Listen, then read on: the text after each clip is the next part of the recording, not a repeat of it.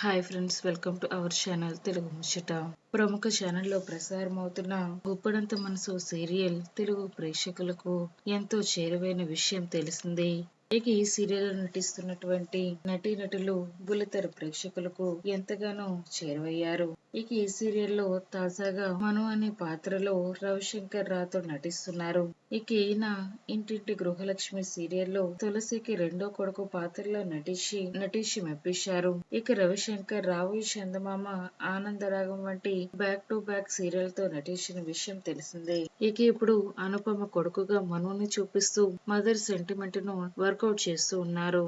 ఇక రవిశంకర్ కేవలం నటుడు మాత్రమే కాదు, డెంటల్ కు సంబంధించిన క్లినిక్ కూడా నడుపుతున్నారు. తాజాగా బ్లాక్ బస్టర్ హిట్ అందుకున్న హనుమాన్ సినిమాలో హీరో అక్క పాత్రలో నటించిన వరలక్ష్మి శరత్ కుమార్ ను పెళ్లి చేసుకోవడానికి వచ్చిన పెళ్లికొడుకు రోల్లో కూడా నటించి తెలుగు ప్రేక్షకులను అలరించారు.